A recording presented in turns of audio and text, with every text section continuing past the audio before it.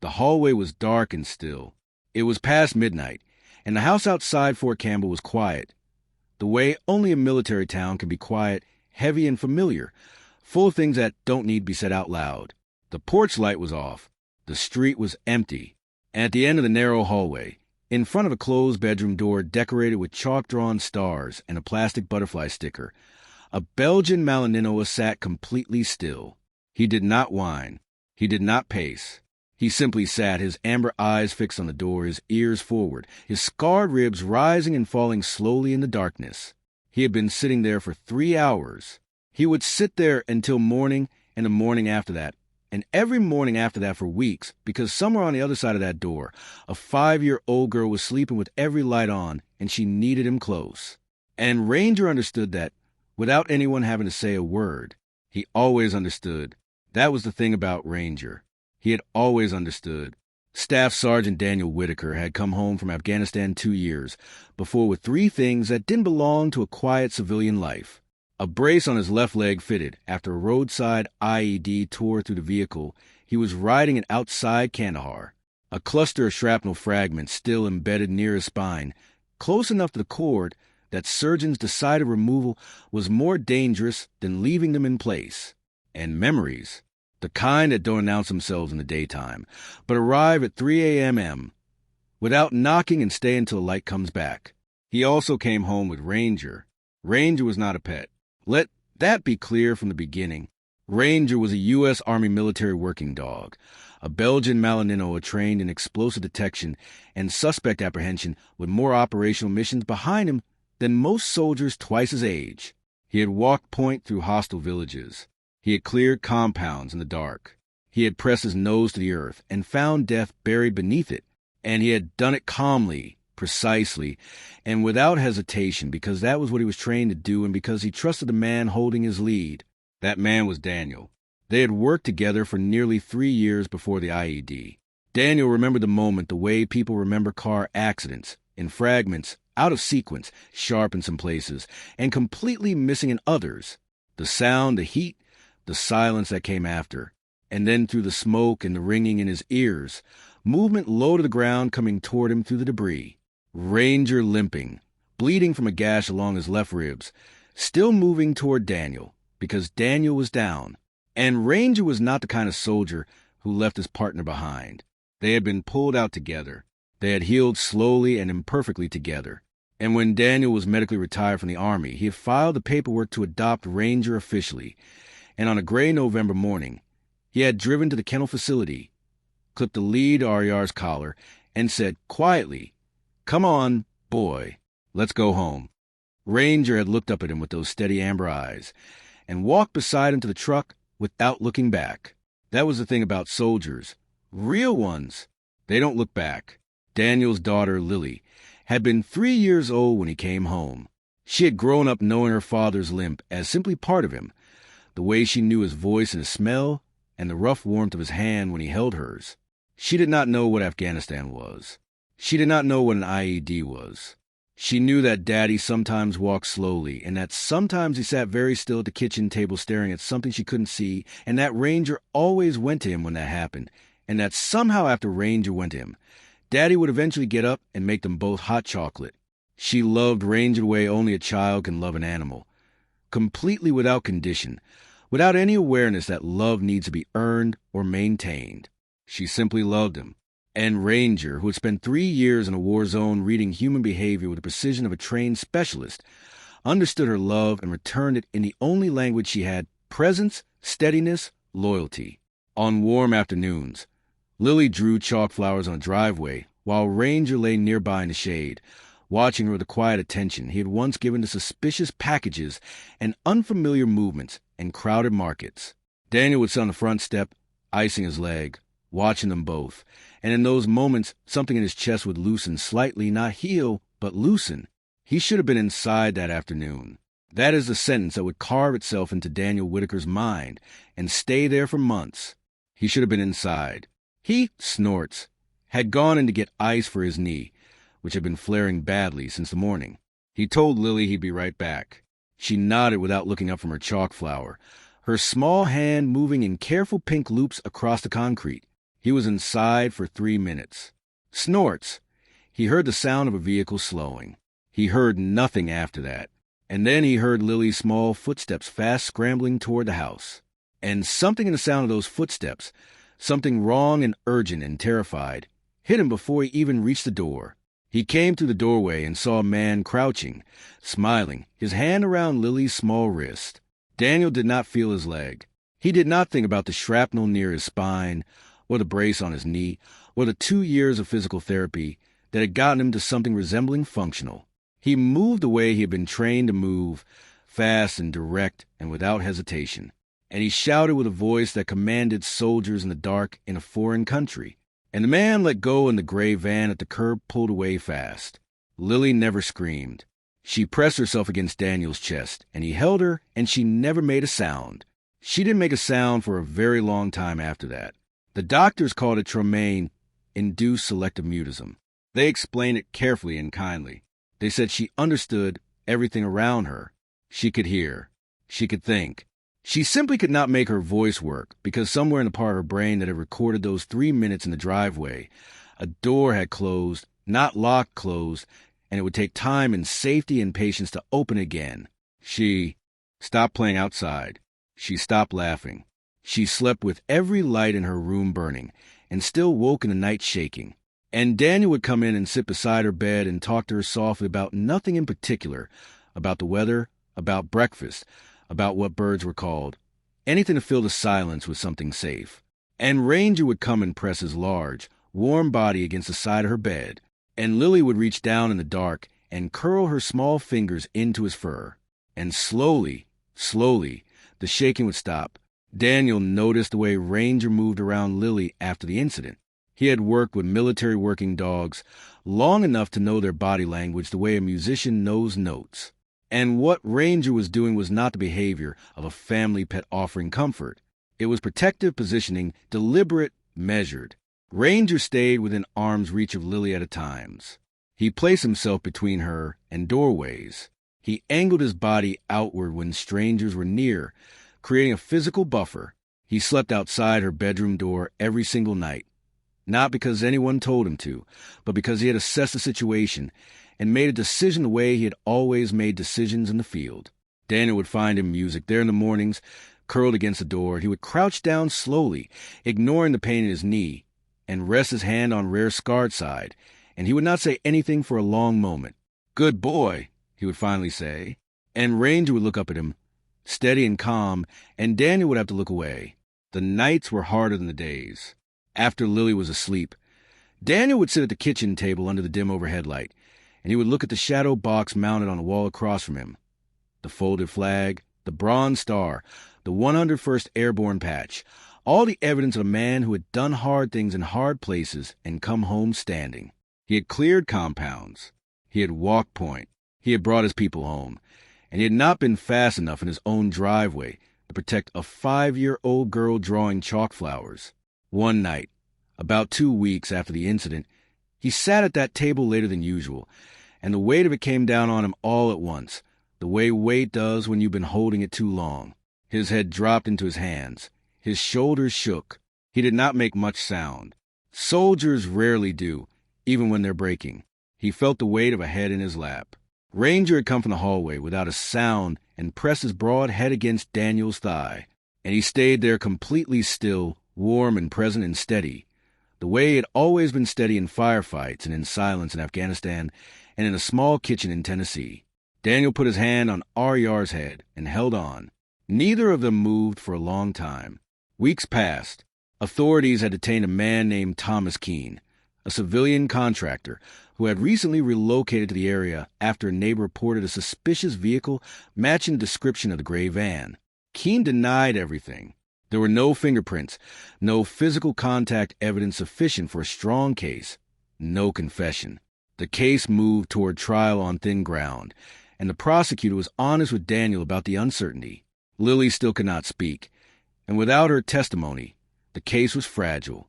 The courtroom in Clarksville was quiet in the way that courtrooms are quiet before something important happens.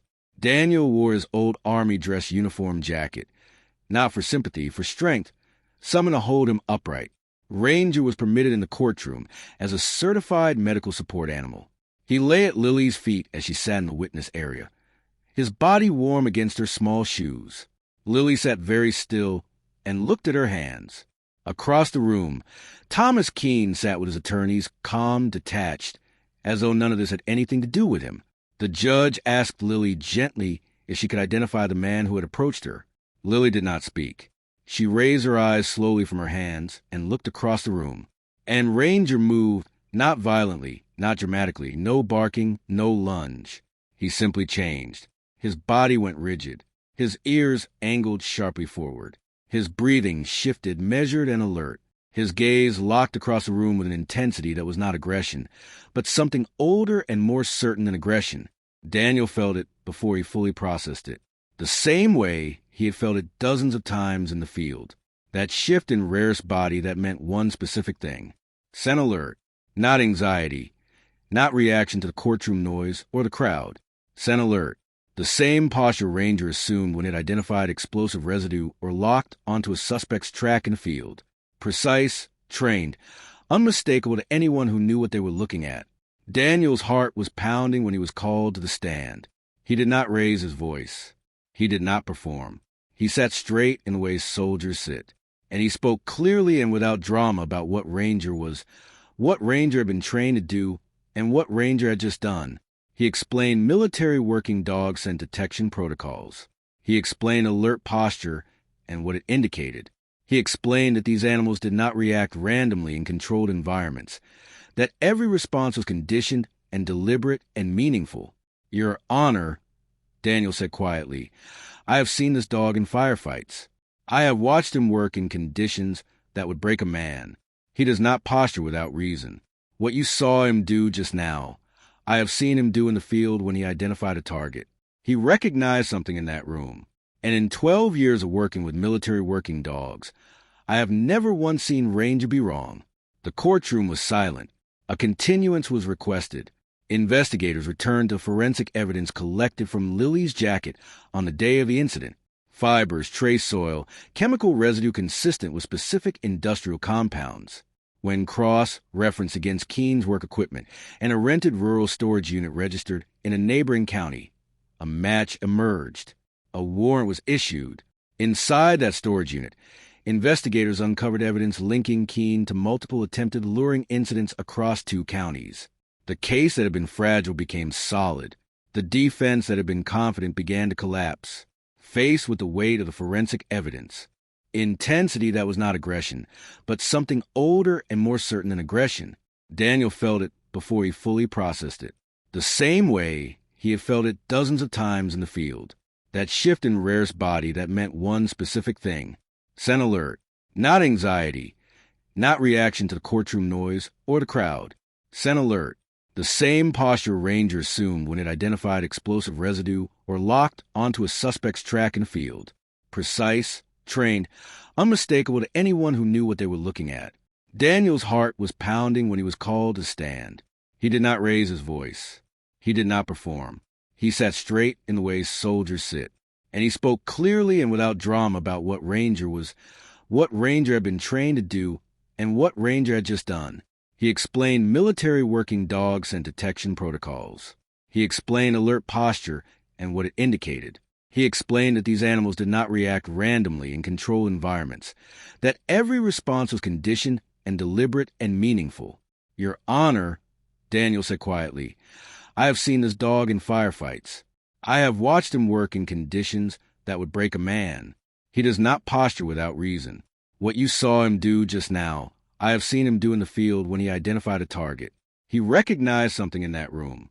And in 12 years of working with military working dogs, I have never once seen Ranger be wrong. The courtroom was silent.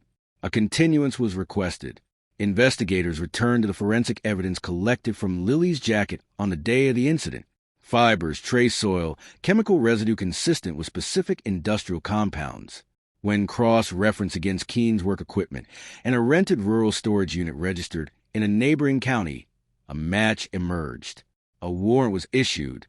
Inside that storage unit, investigators uncovered evidence linking Keene to multiple attempted luring incidents across 2 counties.